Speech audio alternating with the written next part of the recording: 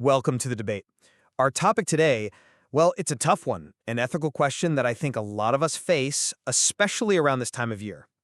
It's about that tension between our obligation to family and our own need for individual freedom. Right. That feeling of being pulled in two directions. Exactly, and it forces you to weigh things.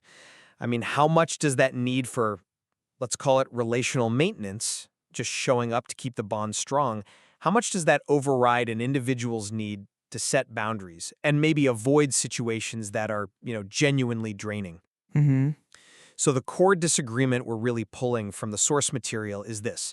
When it comes to something like holiday attendance, should the moral calculus prioritize the communitarian need for mutual obligation, for resilience, or should it prioritize the autonomy-centered view, which requires, real consent and avoiding coerced presence? A very clear tension.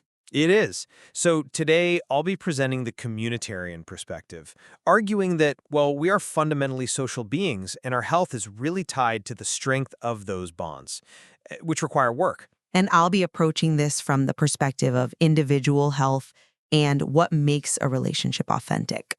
So I'll be arguing for the autonomy-centered perspective, maintaining that real connection has to be voluntary and that sometimes a coerced presence is actually worse than an honest absence. So I do understand the instinct to prioritize personal boundaries. I really do.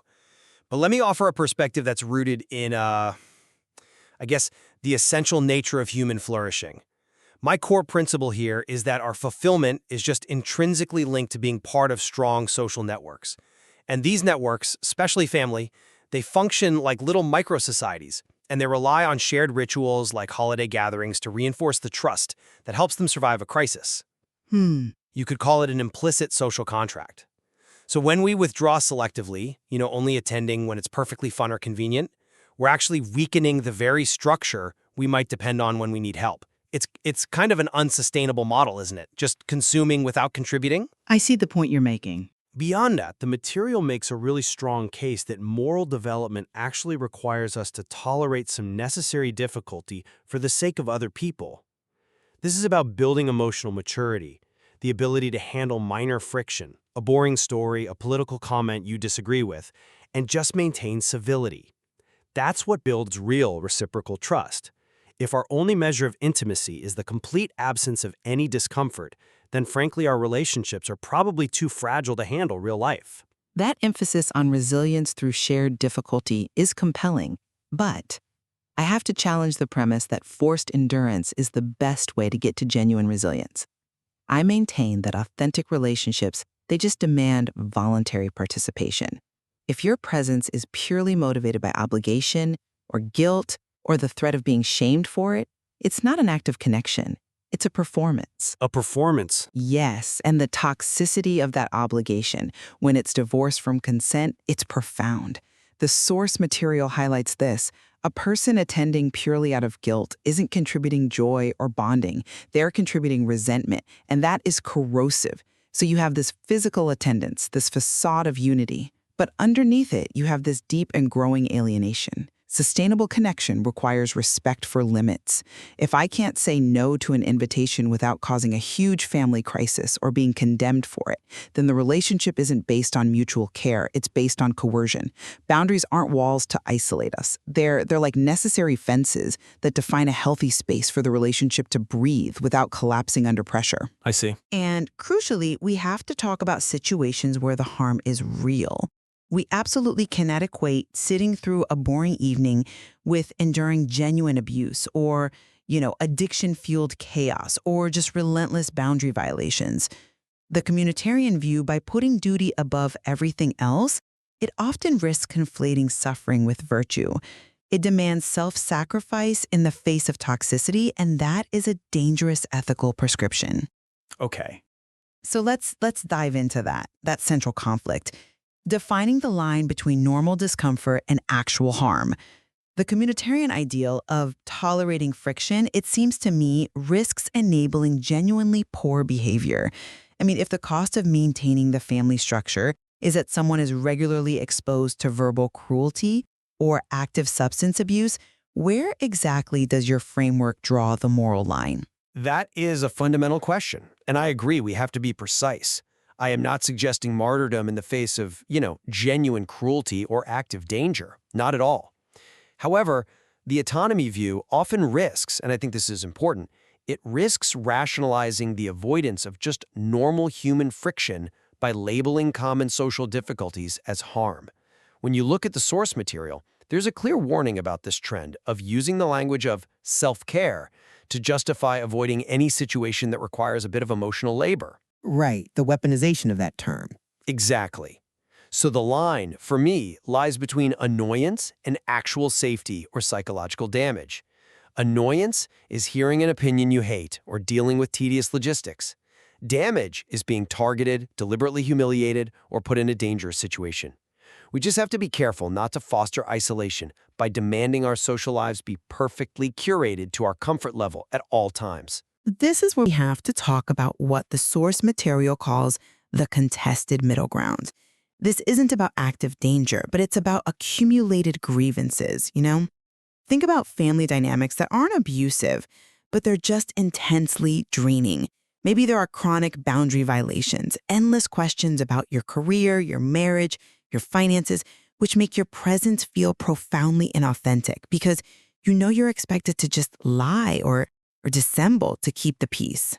So if someone feels like they are literally lying just by attending, the requirement for physical presence that the communitarian approach advocates for, it seems to privilege the appearance of continuity, the perfect holiday photo, over an individual's internal psychological integrity.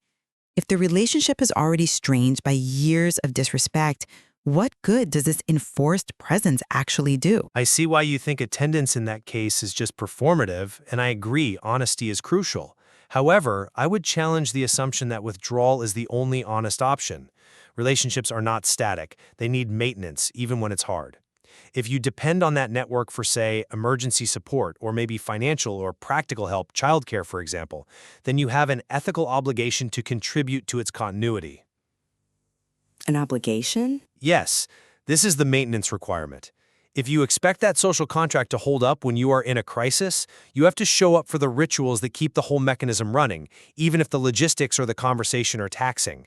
Rejecting all connection wholesale while still relying on that structure for practical benefits, that's a kind of selective altruism that's pretty hard to justify. I'm just not convinced that the quality of the connection or even the practical maintenance is served by coerced presence. I'm sorry, but I just don't buy that. If the price of fulfilling that obligation forces someone into an environment where old emotional wounds are actively reopened or their boundaries are trampled, then the obligation itself becomes fundamentally toxic. It undermines the very resilience you're trying to protect. Okay, but The material is specific here. We have to distinguish between maintenance and enabling. If showing up simply reinforces the family's belief that they don't have to change their toxic behaviors because, well, the compliant member will always show up, then attendance isn't maintenance, it's perpetuating the dysfunction. The context always dictates the morality. Someone avoiding a genuinely enabling dynamic is not the same as someone just avoiding a traffic jam. that is a powerful distinction. Maintenance versus enabling. I'll grant you that.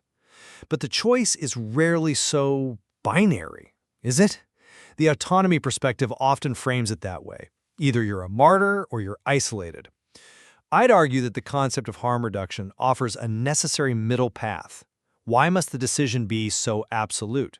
So what do you mean by that? Well, can't the individual use strategies like modified attendance? A very brief visit, 2 hours instead of 2 days. Or a conditional engagement. I will come, but I have to leave if topic X is brought up. Or even insisting on a neutral location. These strategies maintain a connection, they respect the social contract, but they also enforce limits. Wholesale rejection, in my view, often comes from avoidance, avoiding the hard conversation needed to set boundaries, rather than from genuine boundary setting itself. Modified attendance is an excellent tool, and I appreciate that it pushes us toward practical solutions. It acknowledges that engagement doesn't have to mean total absorption. However, its effectiveness relies entirely on the family being capable of respecting those conditional boundaries. If the family unit is highly reactive, If it demands full compliance, then even that conditional attendance becomes a stressful performance of negotiation rather than a genuine contribution. That's a fair point. And that brings us back to the real test: motivation and honesty. The source material warns that both of these frameworks can be weaponized. The language of autonomy can be used to justify retreating from all necessary social friction, creating walls instead of boundaries, making a person brittle and isolated. But the language of duty can be used to demand tolerance for outright abuse, all in the name of unity or love. Right. So the crucial self-examination has to be honesty. Am I avoiding this gathering because I genuinely fear for my mental well-being due to predictable chaos? Or am I avoiding it because I'm afraid of being judged, or because I just don't want to expend the emotional labor for minor, manageable conflict?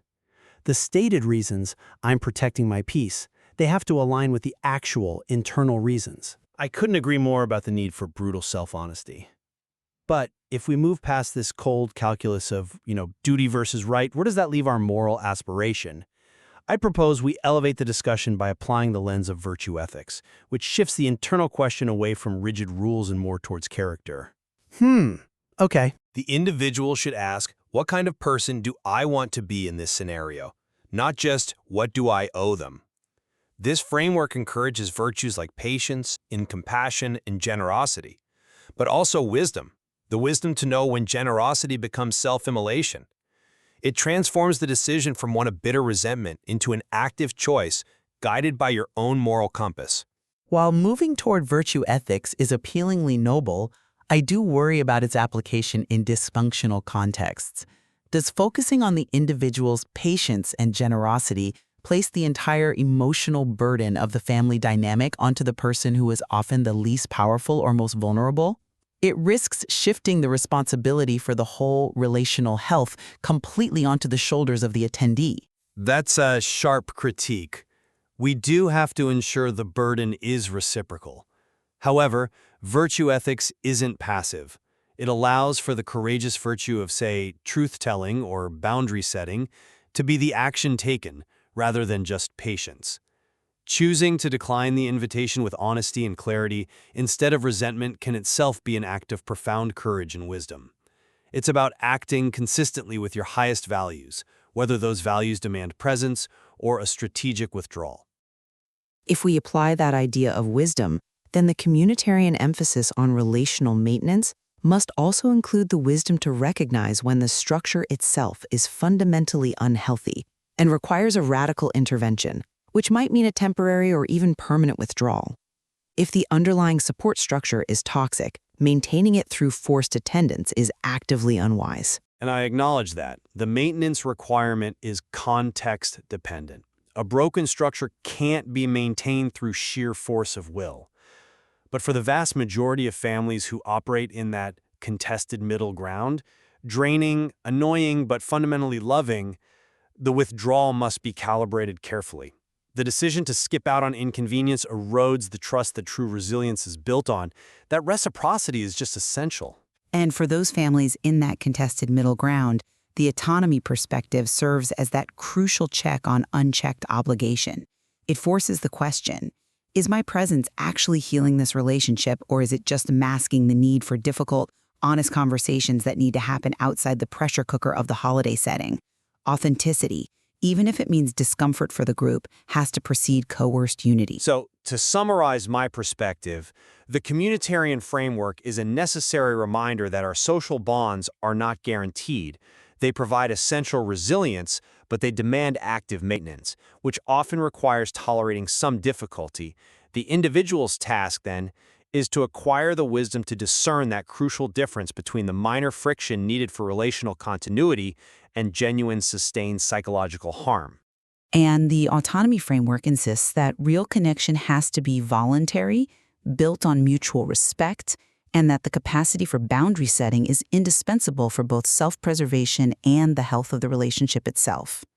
Moral maturity means holding both of these truths. Relationships shouldn't actively harm you, but they do inherently require tolerating some level of difficulty and compromise. At the end of the day, context has to override any rigid dogma of duty. The key to navigating this decision, as the source material so compellingly argues, it really lies in genuine self-knowledge and an honest appraisal of the actual long-term consequences of whatever choice is made. Yeah, we have to leave the listener with these critical questions for introspection. Have the underlying issues that are driving the urge to withdraw been genuinely addressed? Or are they just being avoided through a temporary absence? And maybe most importantly, who is truly harmed by the choice? And is the disappointment felt by others being mistakenly characterized as deep relational damage? This is a complex issue. It demands a careful consideration of your individual emotional capacity weighed against the specific history and the unique contract of your particular social network. It requires courage to act with integrity, both toward yourself and toward the communities that shape who you are.